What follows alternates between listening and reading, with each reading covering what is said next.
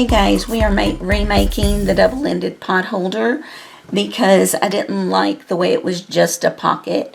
When I was trying to trying to pull something, from the oven toward me, the thumbs weren't doing anything inside one pocket. You were just kind of cupping everything. So I'm kind of combining three patterns that I liked to try to get what I want. So this is going to be the pocket that covers the hand, and I've got a piece of cotton in the center just for softness, really. And then I've got this cute kitten fabric that's going to be the top of the pot holder, or really the entire length.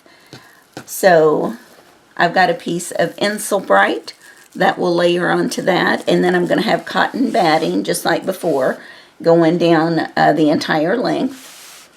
And then here we go. I've already sketched on some lines here to sew back.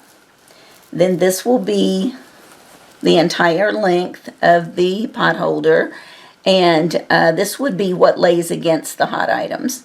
So another piece of Insul Bright, also sketched on here, my sew lines. I'm going to do the exact same thing, mirror it at the other end. The biggest thing to remember is keeping your thumbs correct on each end. So for example, if these two are going to mirror each other, your thumb cannot be over here on this side. So that's the biggest thing you want to watch when you're putting this kind of end on it instead of just the little pockets like we did before. So I'm going to meet you in there at the sewing machine so we can put this together. Okay, so the first thing I'm going to do is take these pieces that act as the little part that covers your hand, and I want to just put a little quilting on it to keep that batting nice and snug.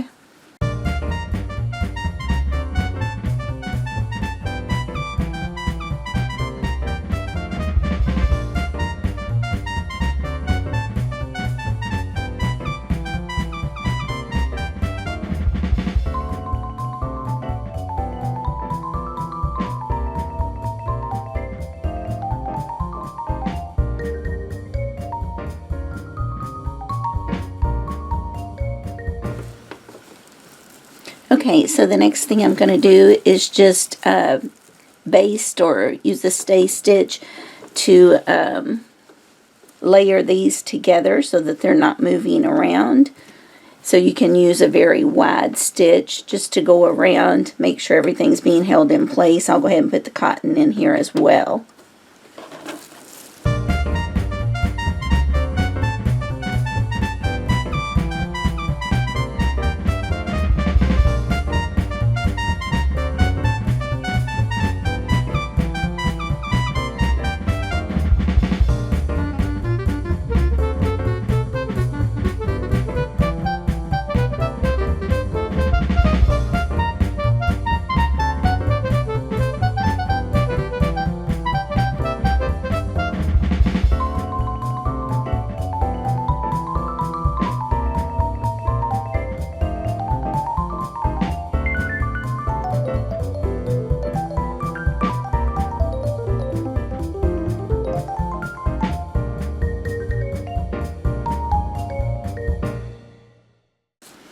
Okay guys, to catch up where we're at, we've pinned right sides to right sides, and now we're ready to sew it together, leaving a gap to turn it.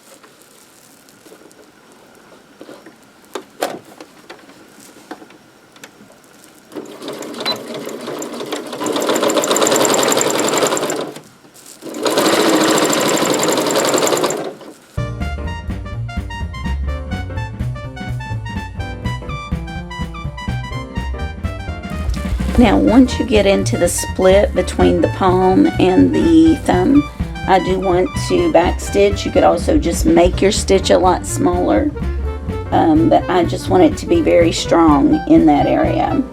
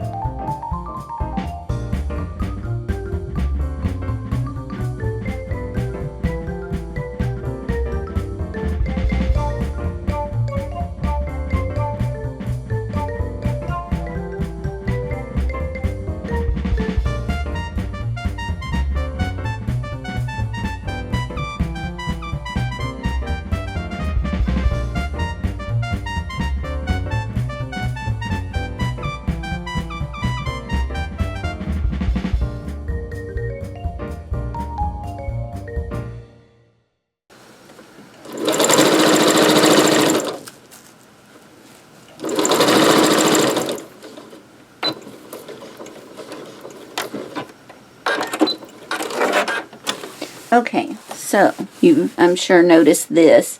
This I noticed whenever I was putting my right sides to right sides. When I cut this bluish green fabric here, it was folded.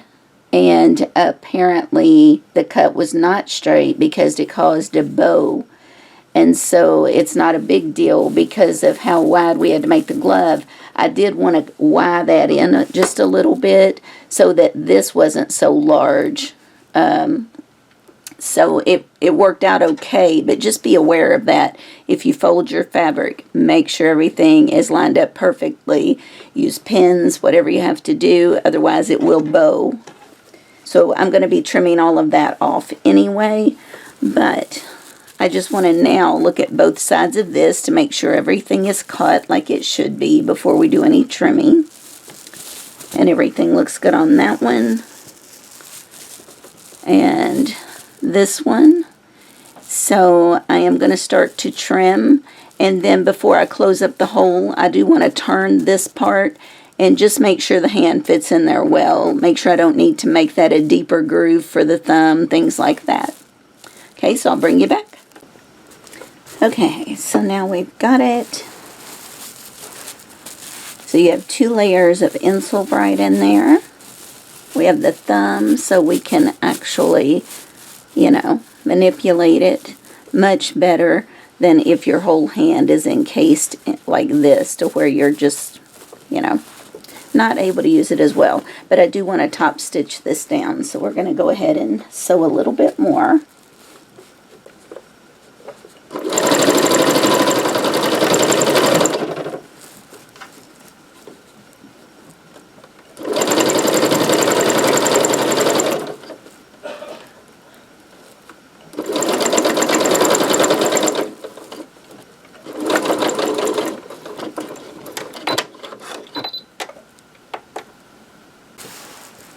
Now, because this has batting in here, that's pretty wide. Typically, you're going to quilt batting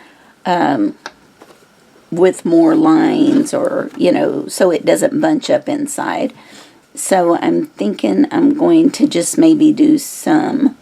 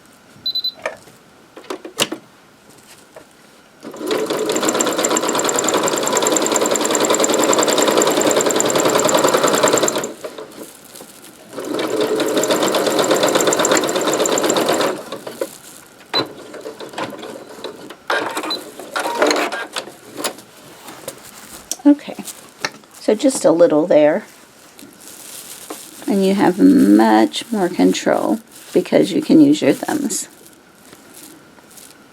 Alright guys, I'm just going to thread trim this up, and it is ready to go to my cousin. Have a great day.